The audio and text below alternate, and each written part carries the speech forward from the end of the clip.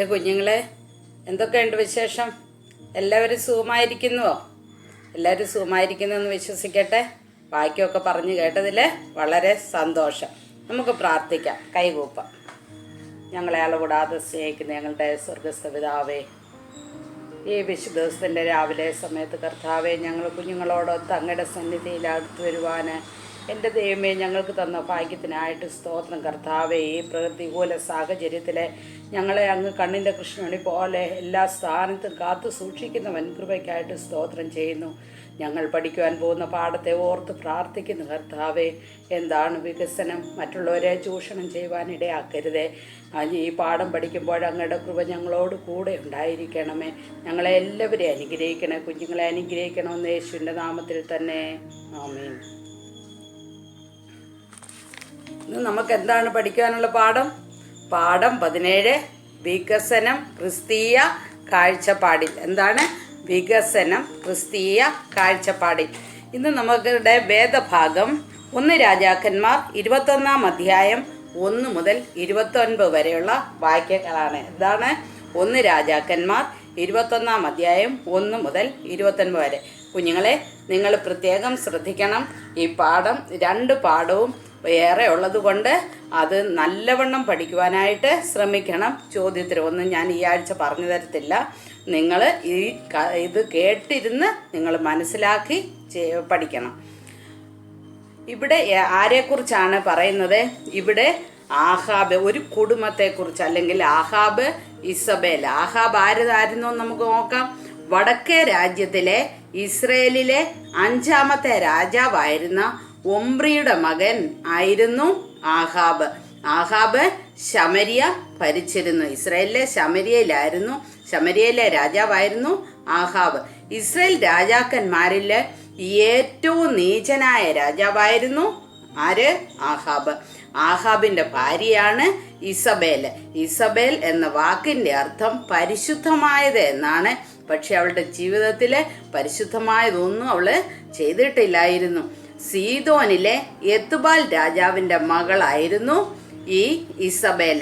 രാജ്ഞി എന്ന സ്ഥാനത്തിൻ്റെ സ്വാധീനം ഉപയോഗിച്ച് ദേശത്തെ ബാലിൻ്റെ ആരാധന പ്രചരിപ്പിക്കുകയും യഹോവയുടെ പ്രവാചകന്മാരെ കാരണം കൂടാതെ കൊല്ലിക്കുകയും ചെയ്യുന്നവളായിരുന്നു ഇസബേൽ.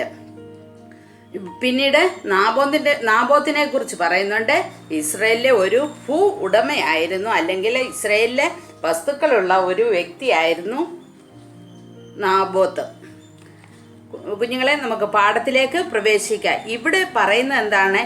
ഇസ്രയേല്യനായ നാബോത്തിന് ഇസ്രയേലിൽ ശമരിയ രാജാവായ ആഹാബിൻ്റെ അരമനയുടെ അരികെ സമീപത്ത് ഒരു മുന്തിരിത്തോട്ടം ഉണ്ടായിരുന്നു. എന്താണ്?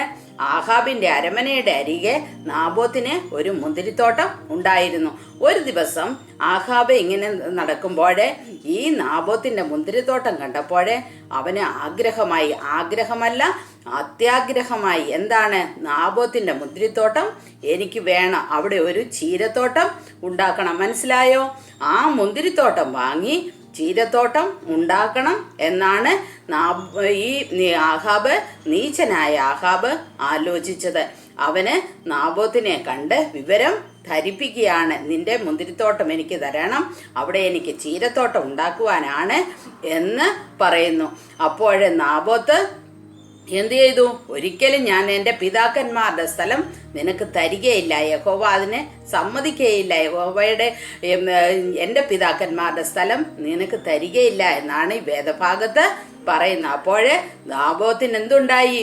കോപമുണ്ടായി, നീരസമുണ്ടായി, അവന് വ്യസനവും അവന് സങ്കടവും ഉണ്ടായി, കോപവും എല്ലാം ഉണ്ടായിട്ട് അവന് വ്യസനിച്ചിരിക്കുന്നു ആയിട്ടാണ് ഈ വേദഭാഗത്ത് നമ്മളൊക്കെ പഠിക്കുന്നത്. അപ്പോൾ ഇസബേല് നാബോത്തിനോട് ചോദിക്കുകയാണ്, നീ എന്തിനാണ് വ്യസനിക്കുന്നത്? അവൻ ഈ കാര്യങ്ങൾ എല്ലാം ഇസബേലിനോട് പറഞ്ഞപ്പോൾ ഇസബേൽ പറഞ്ഞു, നീ വ്യസനിക്കേണ്ട, നീ ഈ രാജ്യത്തെ രാജാവല്ലോ, അതിനുള്ള പ്രതിവിധി നമുക്ക് ഉണ്ടാക്കാമെന്ന്. അങ്ങനെ ഇസബേല് എന്തു ചെയ്തു? ആ 8ാം വാക്യത്തിൽ പറയുന്നുണ്ട്, അങ്ങനെ അവൾ ആഹാബിൻ്റെ പേർക്ക് എഴുത്തെഴുതി അവൻ്റെ മുദ്രയിട്ട് എഴുത്ത് നാബോത്തിൻ്റെ പട്ടണത്തിൽ പാർക്കുന്ന മൂപ്പന്മാർക്കും പ്രമാണികൾക്കും അയച്ചു. എഴുത്തിൽ അവൾ എഴുതിയിരുന്നത് എന്തെന്നാൽ, നിങ്ങൾ ഒരു ഉപവാസം പ്രസിദ്ധമാക്കി നാബോത്തിനെ ജനത്തിന്റെ ഇടയിൽ പ്രധാന സ്ഥലം കൊടുത്ത് ഇരുത്തുവീൻ.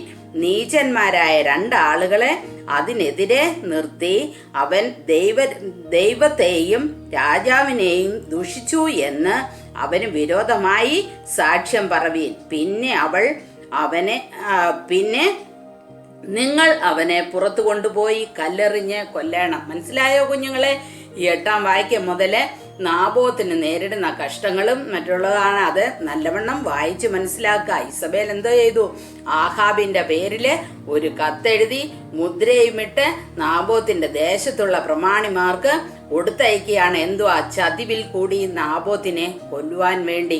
അങ്ങനെ ഒരു ഉപവാസം പ്രസിദ്ധമാക്കി ഈ നാബോത്തിനെ ആ കൂട്ടത്തിൽ കൊണ്ടിരുത്തി അവനെ ഇവിടെ വെച്ച് ദൈവത്തിനും രാജ്യത്തിനും വിരോധമായി കള്ളസാക്ഷ്യം പറഞ്ഞു എന്ന് പറഞ്ഞ് അവനെ ആ കൂട്ടത്തിൽ നിന്നും വിളിച്ചു കൊണ്ടുപോയി അവനെ കല്ലെറിഞ്ഞു കൊല്ലുവാനായിട്ട് തീരുമാനിച്ചു. അങ്ങനെ തന്നെ അവര് ചെയ്യുകയും ചെയ്തു. അപ്പോൾ ദൈവത്തിന്റെ കോപം ആഹാബിന്റെ ഇസബേലിന്റെ നേരെ വന്നു.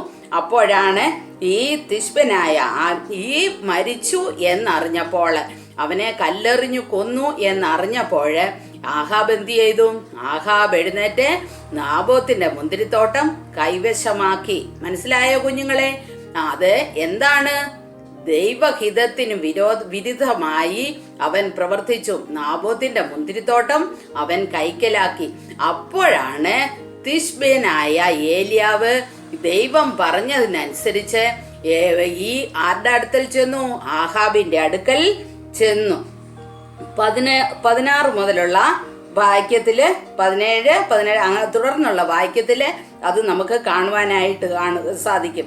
എന്നാലേ യഹോവയുടെ അരുളപ്പാട് തിശ്ബ്യനായ ഏലിയാവിന് ഉണ്ടായതെന്തെന്നാൽ, നീ എഴുന്നേറ്റ് ശമര്യയിൽ ഇസ്രായേൽ രാജാവിന്റെ അരികിൽ ചെല്ലുക. ഏലിയാവ് ആരാണ്? ഒരു പ്രവാചകനാണ്. ഗിലിയാദ് പ്രദേശത്തെ തിശ്ബി എന്ന ഗ്രാമക്കാരൻ ഇസ്രായേൽ രാജാക്കന്മാരായ ആഹാബിന്റെയും അഹസ്യാവിന്റെയും കാലത്ത് പ്രവചിച്ചു. യഹോവ എന്റെ ദൈവം എന്നാണ് പേരിന്റെ അർത്ഥം. സ്വന്തം ജീവിതവും പ്രവൃത്തിയും കൊണ്ട് ഈ പേരവൻ അനർത്ഥമാക്കി. എന്താണ്? യഹോവ എന്റെ ദൈവം. അവൻ തിശ്ബ്യനായ ഏലിയാവിനെ ദൈവം തിരഞ്ഞെടുക്കുന്നു. പ്രവാചകന്മാരെന്ന് പറഞ്ഞാൽ എന്താണ് കുഞ്ഞുങ്ങളെ? മുൻപ് കൂട്ടി ദൈവത്തിന്റെ ആലോചന മുൻപ് കൂട്ടി മറ്റുള്ളവരെ അറിയിക്കുന്നവരാണ് പ്രവാചകന്മാർ. ഇവിടെ ഏലിയാവിനെ ദൈവം വിളിച്ചു ആഹാബിന്റെ അരികിലേക്ക് പറഞ്ഞു വിടുകയാണ് ബൈബിളിൽ കാണുന്നത്. അങ്ങനെ ആഹാബിന്റെ അരികിൽ ചെന്ന് ഇവനെ അവന്റെ തെറ്റുകളെ ഓർമ്മപ്പെടുത്തുന്നു. അവൻ ചെയ്ത തെറ്റുകളെ ഓർമ്മപ്പെടുത്തി. അതുകൊണ്ട് നീയും നിന്റെ ഭാര്യയും നിന്റെ തലമുറയും അനുഭവിക്കുന്ന അനർത്ഥങ്ങളാണ് തുടർന്ന് കാണുന്ന ഭാഗത്ത് കാണുന്നത്.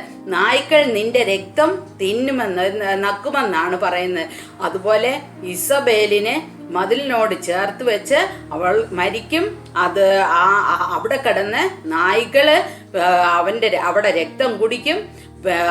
വയലിൽ വെച്ച് മരിക്കുന്നവരെ ആകാശത്തിലെ പറവകള് ഭക്ഷിക്കുമെന്നാണ് തുടർന്നുള്ള ഭാഗത്ത് പറയുന്നത്. കുഞ്ഞുങ്ങളെ, ദൈവത്തിന് വിരോധമായി പ്രവർത്തിക്കുന്നവർ അല്ലെങ്കിൽ ദൈവഹിതത്തിന് വിരോധമായി പ്രവർത്തിക്കുന്നവർക്ക് ദൈവം ശിക്ഷ കൊടുക്കും. മറന്നു പോകരുത്. ഒരിക്കലും നമ്മൾ മറ്റുള്ളവരെ ചൂഷണം ചെയ്യുവാനായിട്ട് ഇടയാക്കരുത്. ദൈവഹിതം ഇത്രയുള്ള ഈ പാഠത്തിൽ നിന്ന്, ഈ കഥയിൽ നിന്ന് നമ്മൾ എന്താണ് മനസ്സിലാക്കുന്നത് മക്കളെ?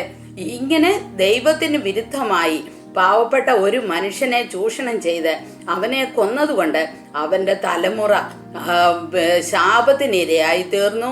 അവർക്ക് വലിയ അനർത്ഥമാണ് ദൈവം വരുത്തിയത്. എന്നാലേ ആഹാബ് എന്ത് ചെയ്തു? ആഹാബ് ഇത് കേട്ടപ്പോൾ അനുതപിച്ച് കരഞ്ഞതുകൊണ്ട് ദൈവം അവനോട് ക്ഷമിച്ചു. പക്ഷേ അടുത്ത തലമുറ, അവന്റെ മകന് അനർത്ഥമുണ്ടാകും, ഇവന്റെ ജീവിതകാലത്തിൽ ഞാൻ അനർത്ഥം വരുത്തുകയില്ല എന്ന് ലാസ്റ്റ് വേദഭാഗത്ത് പറയുന്നുണ്ട്. നിങ്ങൾ ഈ വേദഭാഗം നല്ലവണ്ണം വായിക്കണം, വായിച്ച് മനസ്സിലാക്കണം. പിന്നീട് യഥാർത്ഥ വികസനം എന്താണ്? വികസനം എല്ലാവരും പറയും വികസനത്തിന് വേണ്ടി ആണ് ചെയ്യുന്നത്. എന്താണ് വികസനം? മറ്റുള്ളവരെ ചൂഷണം ചെയ്യുന്നതല്ല വികസനം. മറ്റുള്ളവരെ അവരുടെ വസ്തുവിൽ നിന്നും ഇറക്കി വിട്ടിട്ട് വികസനം ചെയ്യുന്നതല്ല, വികസനത്തിന് വേണ്ടി പ്രവർത്തിക്കുന്നതല്ല ശരിയായ വഴി. എന്താണ് യഥാർത്ഥ വികസനമെന്ന് നമുക്ക് നോക്കാം. നിസ്സഹായർക്കും ബലഹീനർക്കും തുല്യനീതിയും സ്വാതന്ത്ര്യവും ലഭിക്കുന്നതാണ് യഥാർത്ഥ വികസനം. എന്താണ്? നിസ്സഹായർക്കും ബലഹീനർക്കും തുല്യനീതിയും സ്വാതന്ത്ര്യവും ലഭിക്കുന്നതാണ് യഥാർത്ഥ വികസനം. ദൈവം സൃഷ്ടിച്ച മുഴുവൻ ജീവജാലങ്ങൾക്കും ഈ ലോകത്തിൽ ജീവിക്കുവാനായിട്ട് അവസരവും വിഭവങ്ങളും ലഭ്യമാണ്. അപ്പോഴേ മനുഷ്യന് മാത്രമല്ല ദൈവം സൃഷ്ടിച്ച എല്ലാ ജീവജാലങ്ങൾക്കും ഉള്ളതാണ് ഈ ഭൂമി. ഇതത്ര വികസനത്തെക്കുറിച്ചുള്ള ക്രിസ്തീയ കാഴ്ചപ്പാട്. എന്താണ് വികസനത്തെക്കുറിച്ചുള്ള ക്രിസ്തീയ കാഴ്ചപ്പാട്? ദൈവം സൃഷ്ടിച്ച മുഴുവൻ ജീവജാലങ്ങൾക്കും ഈ ലോകത്തിൽ ജീവിക്കുവാൻ അവസരവും വിഭവങ്ങളും ലഭ്യമാകണം. ഇതത്രേ വികസനത്തെക്കുറിച്ച് ക്രിസ്തീയ കാഴ്ചപ്പാട്. അപ്പോഴേ ഈ ലോകത്തിലുള്ള എല്ലാ സൃഷ്ടിക്കുമുള്ളതാണ് ഈ ജീവജാലങ്ങള്, മറ്റുള്ള എല്ലാ സൗകര്യങ്ങളും അവർക്കും ലഭിക്കണം, മനുഷ്യന് മാത്രമുള്ളതല്ല. പിന്നീട് നോക്കുമ്പോൾ സാമ്പത്തിക ശാസ്ത്രത്തിൽ നോബൽ സമ്മാനം നേടിയ അമർത്യാസെന്നിന്റെ ഒരു പുസ്തകത്തിന്റെ തലക്കെട്ട് സ്വാതന്ത്ര്യമാണ് വികസനം. അന്നേരം എന്താണ് സ്വാതന്ത്ര്യമാണ് വികസനം? നമുക്ക് സ്വാതന്ത്ര്യത്തോട് ജീവിക്കാൻ പറ്റുന്നതാണ് വികസനം. ഒരു മേധാവിത്വ വിധേയത്വ ബന്ധമല്ല, മറിച്ച് എല്ലാവർക്കും പങ്കാളിത്തമുള്ള പ്രവർത്തനങ്ങളാണ് വികസനത്തിൽ സംഭവിക്കേണ്ടത്. പ്രകൃതിയും വിഭവങ്ങളും സംരക്ഷിക്കപ്പെടേണ്ടത് നമ്മുടെ ക്രിസ്തീയ ദൗത്യമാണ്. അപ്പോഴേ പ്രകൃതിയും വിഭവങ്ങളും സംരക്ഷിക്കപ്പെടണം. അത് നമ്മുടെ ക്രിസ്തീയ ദൗത്യമാണ്. അല്ലാതെ വികസനത്തിന് വേണ്ടി വീട് വെച്ച് കിടക്കുന്ന പാവങ്ങളായ ആൾക്കാരെ ഇറക്കി വിട്ടിട്ട് അവിടെ വലിയ ഹോസ്പിറ്റൽ വേണം, ബാറുണ്ടാക്കണം, അല്ലെങ്കിൽ ഫ്ലാറ്റ് ഉണ്ടാക്കണം എന്നും പറഞ്ഞു പാവപ്പെട്ട ആൾക്കാരെ ഇറക്കി വിടുന്നത് തെറ്റായ കാര്യമാണ്. യഥാർത്ഥ വികസനം എന്ന് പറഞ്ഞാൽ എല്ലാവർക്കും അർഹതപ്പെട്ടതാണ് ഈ ഭൂമി ദൈവം സൃഷ്ടിച്ചപ്പോൾ എല്ലാവർക്കും വേണ്ടി സൃഷ്ടിച്ചു. ജീവജാലങ്ങൾക്കും മനുഷ്യർക്കും പാവപ്പെട്ടവനെന്നോ പണക്കാരനെന്നോ ഒന്നുമില്ല. ദൈവം എല്ലാവർക്കും വേണ്ടി ഈ ഭൂമി സൃഷ്ടിച്ചു. അത് എല്ലാവർക്കും വസിക്കുവാൻ, അതിൽ എല്ലാം മനുഷ്യരെ ചൂഷണം ചെയ്യാതെ ജീവിക്കുവാനായിട്ട് സാധിക്കണം. കുഞ്ഞുങ്ങളെ, ഈ പാഠത്തിൽ നിങ്ങൾക്ക് മനസ്സിലായോ എന്താണ് മറ്റുള്ളവരെ അന്യായമായിട്ട് ചൂഷണം ചെയ്യരുത്? ഇവിടെ ആഹാബും ഇസബേലും ചെയ്തതുപോലെ മറ്റുള്ളവരെ ചൂഷണം ചെയ്യരുത്. ചൂഷണം ചെയ്താല് അടുത്ത തലമുറ വരെയും അതിൻ്റെ ശിക്ഷാവിധിക്ക് നമ്മൾ അകപ്പെടും. അത് നമ്മൾ മറന്നു പോകരുത്. ഈ വേദഭാഗം നല്ലവണ്ണം വായിക്കുക. ഇനി ഈ പാഠത്തിൻ്റെ വാക്യം ഞാൻ പറഞ്ഞു തരാം. 1 രാജാക്കന്മാർ 21:29. എന്താണ്? ആഹാബ് എൻ്റെ മുൻപാകെ തന്നെത്താൻ താഴ്ത്തിയത് കണ്ടുവോ? അവൻ എൻ്റെ മുൻപാകെ തന്നെത്താൻ താഴ്ത്തിയത് കൊണ്ട് ഞാൻ അവൻ്റെ ജീവകാലത്ത് അനർത്ഥം വരുത്താതെ അവൻ്റെ മകൻ്റെ കാലത്ത് അവൻ്റെ ഗൃഹത്തിന് അനർത്ഥം വരുത്തുമെന്ന് കൽപ്പിച്ചു. കുഞ്ഞുങ്ങളെ, രണ്ടാമത്തെ പാഠം നമുക്ക് പഠിക്കാം. ഇവിടെയും കൊടുത്തിരിക്കുന്നത് വികസനത്തെക്കുറിച്ചാണ്. നമ്മൾ പഠിച്ചതിൻ്റെ തുടർ ഭാഗമായിട്ടാണ്. നമ്മൾ ആരെയും ചൂഷണം ചെയ്യരുത്, ദൈവഹിതത്തിന് വിരോധമായി ആരെയും ചൂഷണം ചെയ്യരുത്, മറ്റുള്ളവരുടെ വസ്തുക്കളെ പിടിച്ചെടുക്കരുത്, അന്യായമായിട്ടൊന്നും ചെയ്യരുത് എന്നാണ് ഇവിടെയും നമ്മളെ പഠിപ്പിക്കുന്നത്. പിന്നെ നമ്മുടെ സഭ സ്ഥാപിച്ച കാർഡ് എന്താണെന്ന് നമുക്ക് നോക്കാം. ഭാരതത്തിലെ ഗ്രാമത്തിലെ വികസന പ്രക്രിയയിൽ പങ്കാളികളാകുവാൻ മർത്തോമാ സഭ 1977 ആരംഭിച്ച ഒരു ചാരിറ്റബിൾ സൊസൈറ്റിയാണ് കാർഡ്. കാർഡിൻ്റെ full form Christian agency of rural development. മനസ്സിലായോ? Christian agency for rural development. ഇത് എന്താണെന്ന് നമുക്ക് നോക്കാം. ഈ പ്രസ്ഥാനത്തിൻ്റെ ദൈവശാസ്ത്ര അടിത്തറ എന്താണെന്ന് നോക്കാം. സാമൂഹ്യവും സാമ്പത്തികവും സാംസ്കാരികവും രാഷ്ട്രീയമായ എല്ലാ അടിത്തറകളിൽ നിന്നുള്ള വിമോചനമാണ് യേശുക്രിസ്തു പ്രഘോഷിക്കുന്നത്. എന്താണ്? സാമൂഹ്യവും സാമ്പത്തികവും സാംസ്കാരികവുമായ രാഷ്ട്രീയവുമായ എല്ലാ അടിമത്തങ്ങളിൽ നിന്നുള്ള വിമോചനമാണ് യേശുക്രിസ്തു പ്രഘോഷിക്കുന്നത്. യേശുക്രിസ്തു സ്ഥാപിച്ച ദൈവരാജ്യത്തിൻ്റെ കുടുംബത്തിൽ എല്ലാവരും ഒരുപോലെ ഉൾപ്പെട്ടിരിക്കുന്നു എന്ന് പറഞ്ഞാൽ, യേശുക്രിസ്തു സ്ഥാപിച്ചതായ ദൈവരാജ്യത്തിൻ്റെ കുടുംബത്തിലെ ഇവരെല്ലാവരും പാവപ്പെട്ടവരെന്നോ പണക്കാരെന്നോ മറ്റുള്ള ഒന്നുമില്ല, എല്ലാവരും ഇതിൽ ഉൾപ്പെട്ടിരിക്കുന്നു. ദൈവരാജ്യത്തിൻ്റെ വിപുലീകരണം ലോകം മുഴുവനും ചെയ്യുവാൻ സഭ വിളിക്കപ്പെട്ടിരിക്കുന്നു. നീതിപൂർവമായ സമാധാനവും മനുഷ്യ വിമോചനവും സുവിശേഷ ഘോഷണത്തിൻ്റെയും ദൈവരാജ്യത്തിൻ്റെയും പ്രവർത്തനത്തിൻ്റെ ഭാഗമാണ്. അതുകൊണ്ട് സാമൂഹ്യ മാറ്റത്തിനായുള്ള പ്രവർത്തനവും പിന്നോക്ക വ്യവസ്ഥയിലുള്ളവരുടെ ഉദ്ധാരണവും സഭയുടെ ദൗത്യമാണ്. എന്താണ്? സാമൂഹ്യ മാറ്റത്തിനായുള്ള പ്രവർത്തനവും പിന്നോക്കം എന്ന് വെച്ചാൽ പാവപ്പെട്ടവരുടെ ഉദ്ധാരണവും സഭയുടെ ദൗത്യത്തിന് പ്രാധാന്യമാണ്. അതുകൊണ്ടാണ് ഈ കാടിൽ കൂടെ ഒക്കെയും ഈ മറ്റുള്ളവരെ സഹായിക്കുവാന്, പിന്നോക്കത്തിൽപ്പെട്ടവരെ ഉയർത്തിക്കൊണ്ടുവരുവാന് ഈ ദൗത്യത്തിൽ കൂടെ നമുക്ക് നമ്മുടെ സഭയ്ക്ക് സാധിക്കുന്നുണ്ട്. ഗ്രാമത്തിലെ അസംഘടിത ജനങ്ങളെ പ്രചോദിപ്പിച്ച് അവരെ സംഘടിപ്പിക്കുവാനും സാമൂഹ്യനീതി, സാമൂഹ്യവും സാമ്പത്തികവും വിദ്യാഭ്യാസപരവും സംസ്കാരവുമായ വികസനം ഇവയെക്കുറിച്ച് ബോധവൽക്കരണം ഉണ്ടായി പ്രവർത്തിക്കുവാനും കാട് ഒരു മാറ്റത്തിനുള്ള കാരണഭൂതൻ ആണ് എന്ന് ഈ നിലയിലൊക്കെയും കാട് എന്തൊക്കെയാണ് പ്രവർത്തിക്കുന്നത്? മറ്റുള്ളവരെ ഗ്രാമത്തിലുള്ള മറ്റുള്ള ജനങ്ങളെ സംഘടിപ്പിച്ച് സാമൂഹ്യനീതി, സാമൂഹ്യവും സാമ്പത്തികവും വിദ്യാഭ്യാസപരവും സാംസ്കാരികവുമായ വികസനം ഇവയെല്ലാം ബോധവത്കരണം നടത്തി അവരെ ഒരു മാറ്റത്തിൻ്റെ കാരണഭൂതൻ എന്നീ നിലയിൽ പ്രവർത്തിക്കുന്നു. മനസ്സിലായോ കുഞ്ഞുങ്ങളെ? ദരിദ്രർക്ക് നാം സഹാനുഭൂതിയോടെ ചില സഹായങ്ങൾ നൽകുകയല്ല, മറിച്ച് ജനങ്ങളെ സംഘടിപ്പിച്ച് അവരുടെ ആവശ്യം തിരിച്ചറിഞ്ഞ് അവർ തന്നെ പ്രബുദ്ധതയോടെ ഉണർന്നു പ്രവർത്തിക്കുവാൻ ചാലകശക്തികളാലും പ്രചോദനങ്ങളാലും നമുക്ക് തീരുവാൻ കഴിയുമോ? ജനങ്ങൾ തന്നെ അവരുടെ വികസനത്തിനായി പരിപാടികൾ ആവിഷ്കരിക്കുവാൻ സഹായിക്കുന്ന രീതിയാണ് കാട് സ്വീകരിച്ചിരിക്കുന്നത്. മനസ്സിലായോ?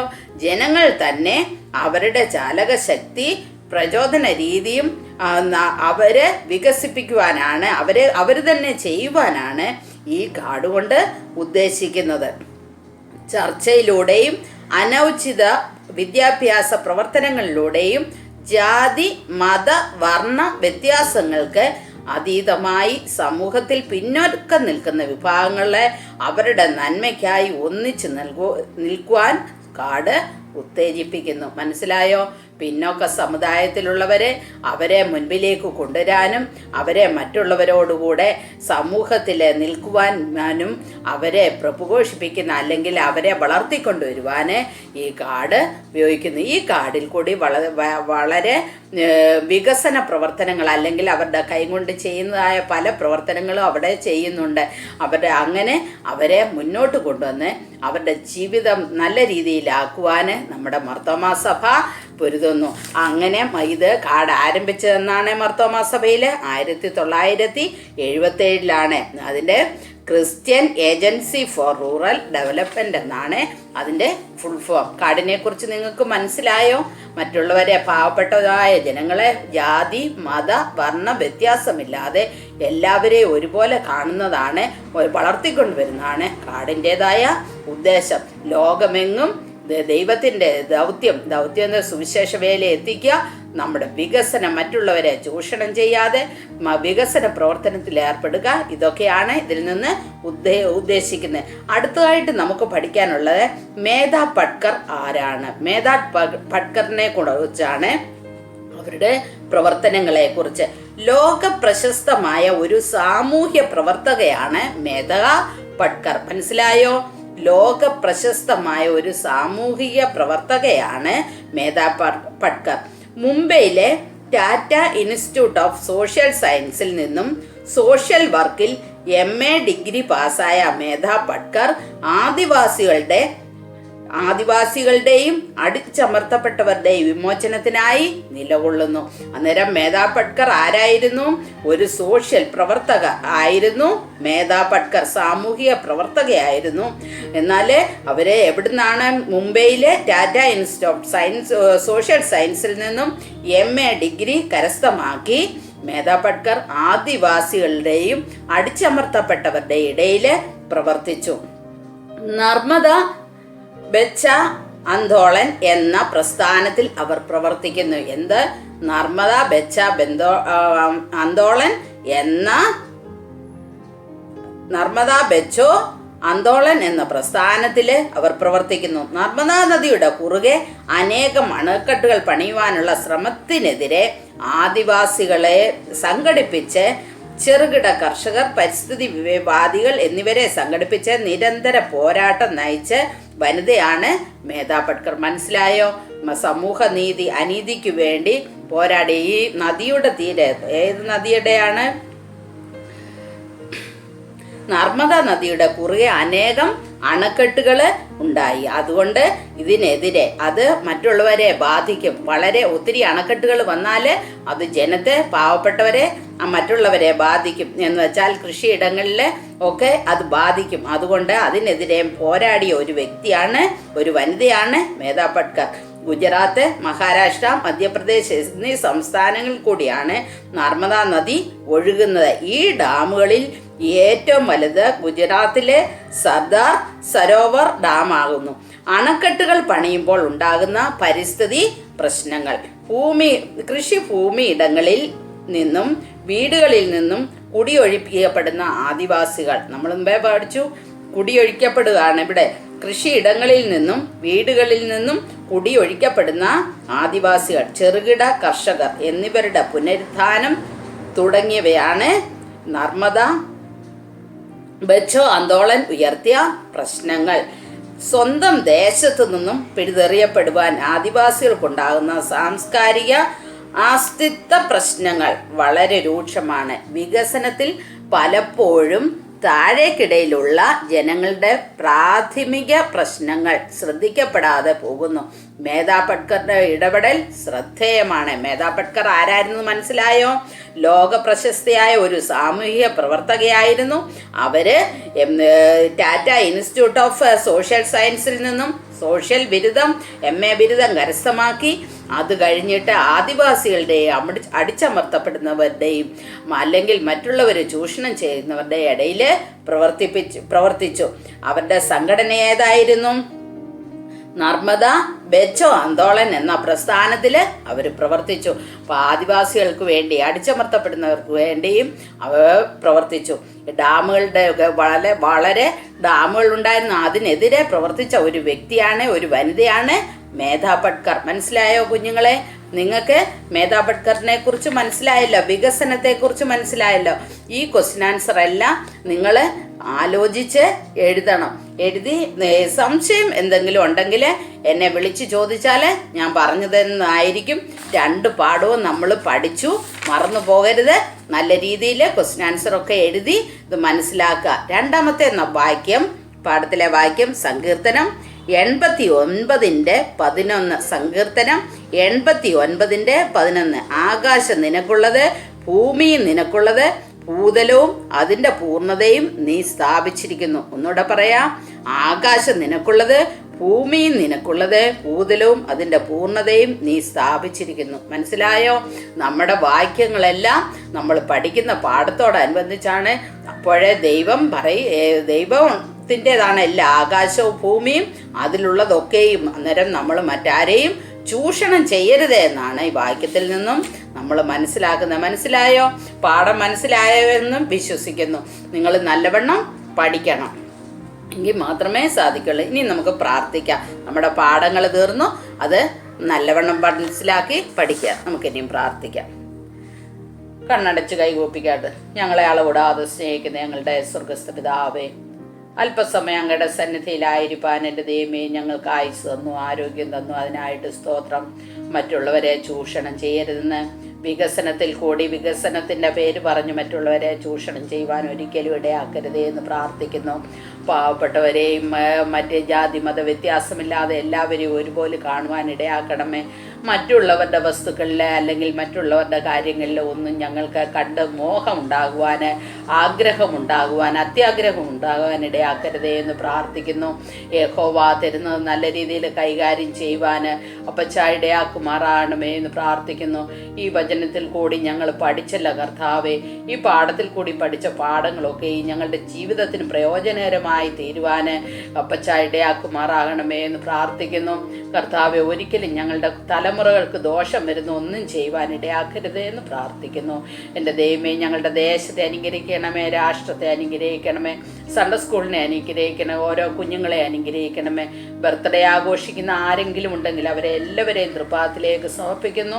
കരുണയോട് കാത്തുകൊള്ളണമേ. ഒരു വർഷക്കാലം അങ്ങയുടെ കൃപയുടെ ചിറകിൻ്റെ കീഴിൽ മറച്ചുകൊള്ളണമേ എന്ന് പ്രാർത്ഥിക്കുന്നു. ഞങ്ങളുടെ അച്ഛനെ കുടുംബമായി അനുഗ്രഹിക്കണമേ. സൺഡേ സ്കൂൾ ടീച്ചേഴ്സിനെ എല്ലാവരെയും കാത്തുകൊള്ളണമേ. പ്രകൃതിക്ഷോഭത്താൽ വലയുന്നവരെ അങ്ങ് കാത്തുകൊള്ളണമേ, ആശ്വസിപ്പിക്കുമാറാകണമേ എന്ന് പ്രാർത്ഥിക്കുന്നു. പലതരമായ പ്രശ്നങ്ങൾ കൂടി ഞങ്ങളുടെ നാട് കടന്നു പോകുന്നു കർത്താവേ, അങ്ങയുടെ കൃപ കൂടെ ഇരിക്കണമേ, സഹായിക്കണമേ എന്ന് പ്രാർത്ഥിക്കുന്നു. സകലവും യേശുവിൻ്റെ നാമത്തിലെ താഴ്മയും വിനയമായി അപേക്ഷിക്കുന്നു. കൃപയോട് കേൾക്കുമാറാകണമേ.